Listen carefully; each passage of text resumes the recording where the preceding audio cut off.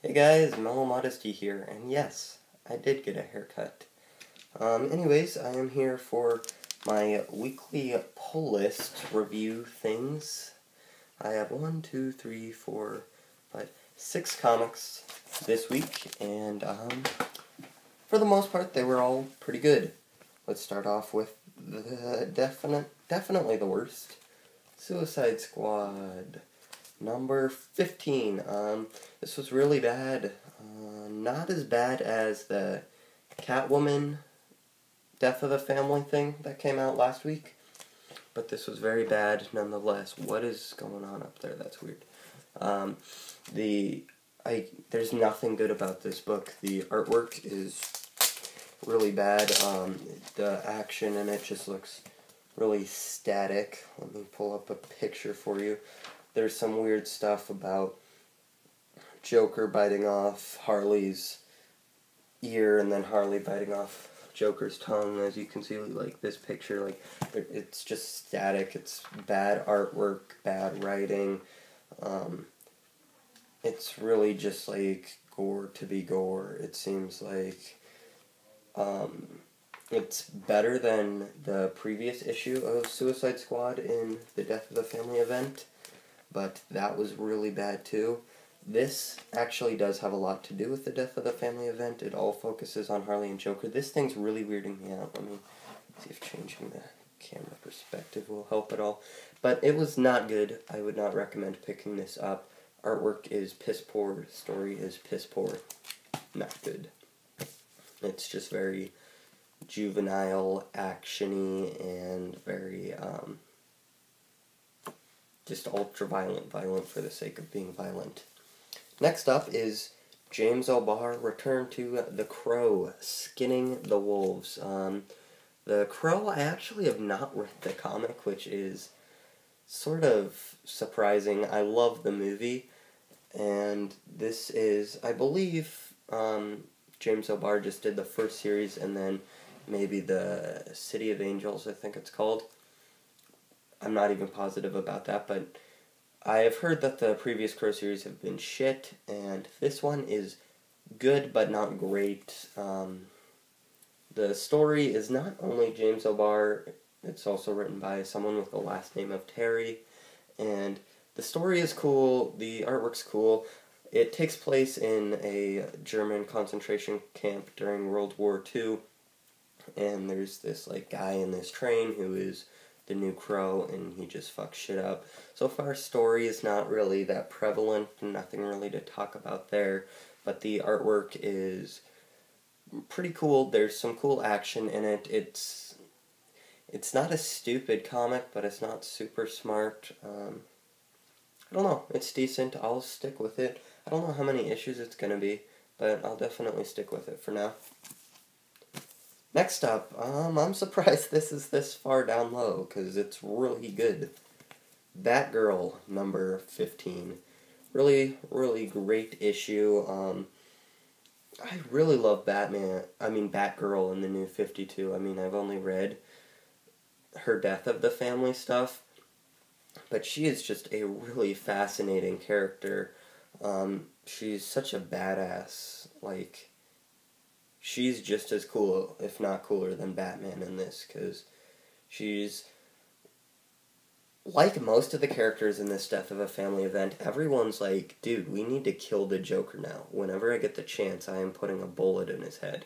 Batman is really the only one who still thinks he can be saved, and, I don't know, I think that this is the best Death of the Family crossover that isn't Batman right now. This thing is really, really bugging me. Try to deal with it, guys. I'll figure out what it is. It's happened in a few other videos, but yeah. Next up, Fantastic Four, number 2. Really fun issue. It is definitely the most lighthearted this week. Fantastic Four is just fun. Fantastic Four and FF are fun. However, if you're reading Fantastic Four and not FF, or vice versa, if you're reading FF and not Fantastic Four, you're doing yourself a great disservice, as they really just feel like a continuation of each other. It feels more like a bi-weekly book with different names.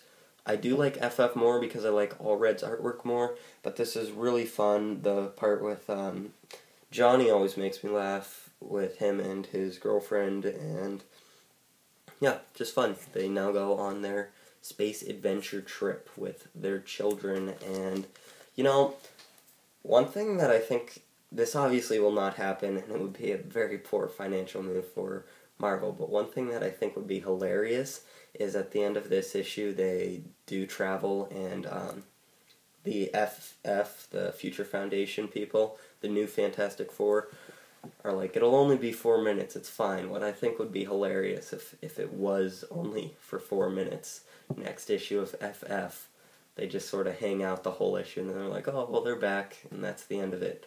You guys probably didn't care, that probably didn't make a whole lot of sense, but I think that would be funny. Anyways, great issue. I'm liking the Fantastic Four a lot right now. It's very fun. It's actually the first Fantastic Four like series I've bought, and it's pretty good. I'm pretty impressed. It's fun.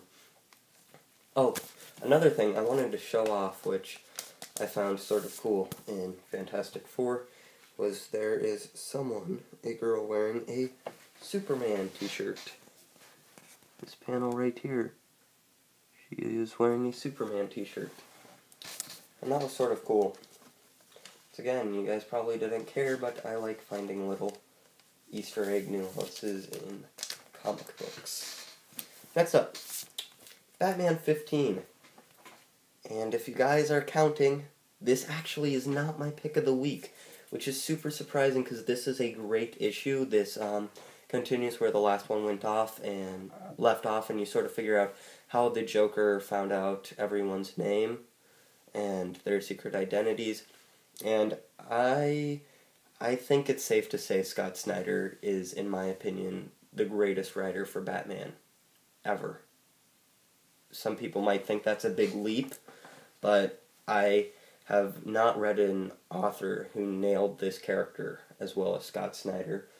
Genius, genius, genius. We're at the halfway point of Death of a Family now, and I couldn't recommend it anymore.